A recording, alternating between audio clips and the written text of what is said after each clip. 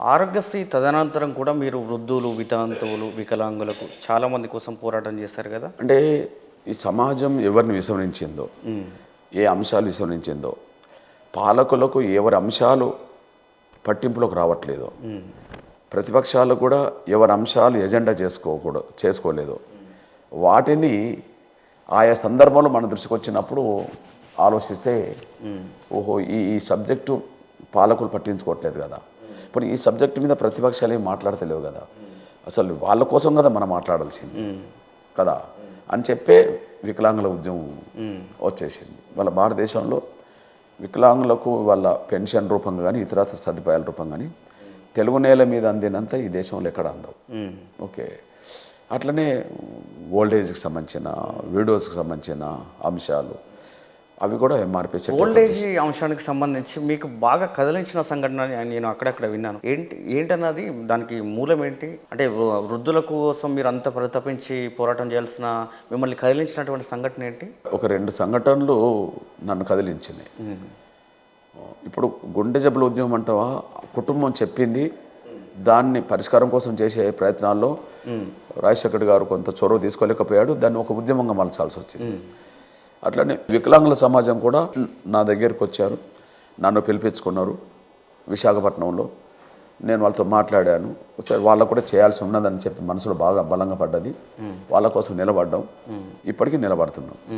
నాకు తెలిసి ఎంఆర్పిఎస్ పరంగా వర్గీకరణ కోసం ఎంత వెచ్చిస్తున్నాడో సమయం 30 ఏళ్ళు, ఆ తర్వాత రెండో సమయం నేను ఎక్కువ వికలాంగుల కోసం వెచ్చిస్తుంటా ఎక్కువ. ఆయా సందర్భంలో మళ్ళీ వివిధ సమస్యలు పట్టించుకున్నా కూడా ఎక్కువ కాలం వర్గీకరణ మీద దృష్టి పెట్టా ఎంఆర్పిఎస్ ఏర్పడ్డ కాంచి. రెండో కాలం మాత్రం ఎక్కువ టైం మాత్రం వికలాంగుల కోసమే 2007 మొదలుకొని ఇప్పటి వరకు వాళ్ళ కోసం నేను నిలబడుతుంటాను. అందువల్లనే తెలుగు రాష్ట్రాల్లో వాళ్ళకి పెన్షన్లు ఇతరతర సదుపాయాలు ఎక్కువ రావడానికి దారితీసింది. అందుకు చాలా సంతోషం. వాళ్ళకి చేయకపోతే ఎవరు చేయాలి? కాళ్ళు లేని, చేతులు లేని, మాట్లాడడం లేని, వినడానికి చెవులు లేని, చూడడానికి కళ్ళు లేని వాళ్ళ కోసం కదా మనం చేయాల్సింది.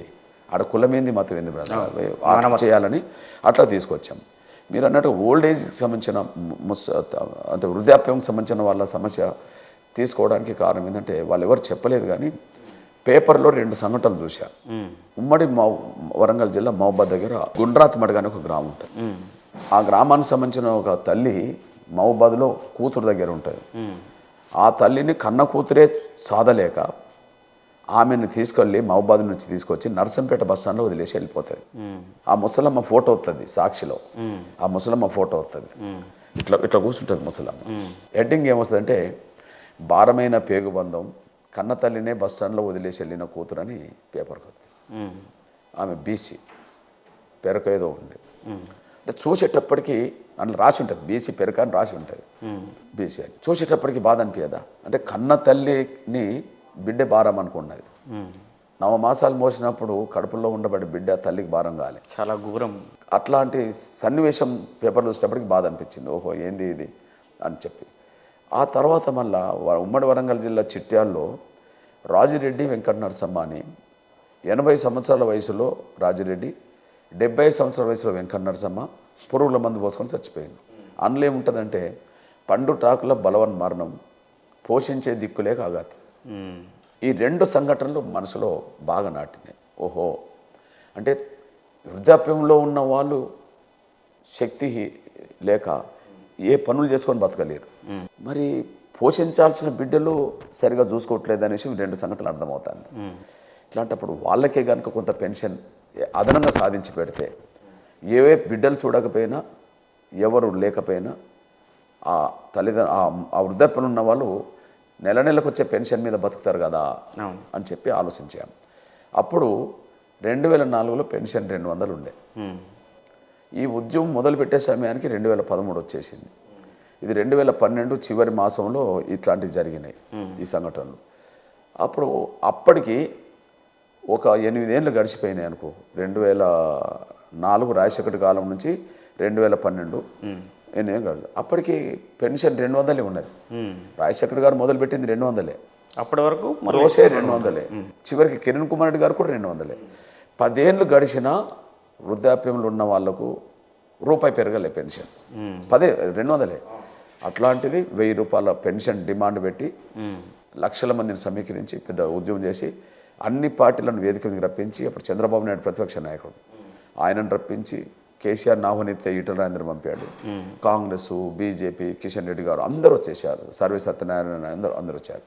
అందరినీ పబ్లిక్ ముందు ఒప్పించాను, ఖచ్చితంగా 1000 రూపాయలు ఇద్దామని చెప్పి. ఆ తర్వాత 2 తెలుగు రాష్ట్రాలు 1000 రూపాయలు అమలు జరిగినాయి. అవే 2000 అయినాయి, 2000 ఇప్పుడు 4000 అయినాయి. ఇప్పుడు చూడండి 2004, 2014 మధ్యలో 200 రూపాయల నుంచి అదనంగా 2 రూపాయలు పెరగలే. అవును, 200లే. అవును. కానీ 2014, 2024 మధ్యలో ఆ 200పై ఇవాళ 4000కి వచ్చేసింది. ఆడ ఆంధ్రప్రదేశ్లో 4000 అమలు జరుగుతున్నాయి, ఈడ సచ్చినట్టుగా 4000 అమలు జరగక తప్పదు, ఇచ్చిన హామీ అది. 2000 అమలు జరుగుతున్నాయి, 4000 అమలు జరగక తప్పదు, ఇచ్చిన హామీ కదా, అంటే 4000 అమలు జరుగుతున్నాయి. చెప్పండి, 10 ఏళ్ళు 1 రూపాయి పెరగలే, మరో 10 ఏళ్ళు 4000 పెరిగినాయి. అంటే ఎవరి కోసం చేయాలంటే ప్రభుత్వాలు ఏ వర్గాల అంశాలు విస్మరిస్తున్నాయో, ప్రతిపక్షాలు ఏ వర్గాల అంశాలను ఎజెండా చేసుకోవట్లేదు, ఆ వర్గాల అంశాలు ఎంఆర్పిఎస్కి ఎజెండాగా మారినాయి. అట్లా దానివల్ల ఫలితం వచ్చింది. ఒక విధంగా గొంతు లేని వారి గొంతుకగా మీరు ఉండాలని భావించారు. అందులో భాగమే ఆకలి కేకల పోరాటం, తెల్ల రేషన్ కార్డు బియ్యం కోట పెరగాలని చెప్పి చేసిన పోరాటం 4 కిలోల బియ్యం నుంచి 6 కిలోలకు దారితీసింది ఇక్కడ తెలంగాణలో. అది విషయం. అంటే ఇప్పుడు పేదలకు ఆకలి సమస్య, ఆకలి తిండి సమస్య, ఆ తిండి గింజలను కూడా పెంచేటట్టుగా ఎంఆర్పిఎస్ చేసింది. అట్లా ఎంఆర్పిఎస్ మానవ కోణంలో ఇతరులతో పోల్చుకుంటే, ఇతర సంఘాలతో పోల్చుకుంటే, ఇతర పార్టీలతో పోల్చుకుంటే మానవీయ కోణంలో ఎక్కడ జరగని ఉద్యమాలన్నీ తెలుగు నేల మీద జరిగినాయి.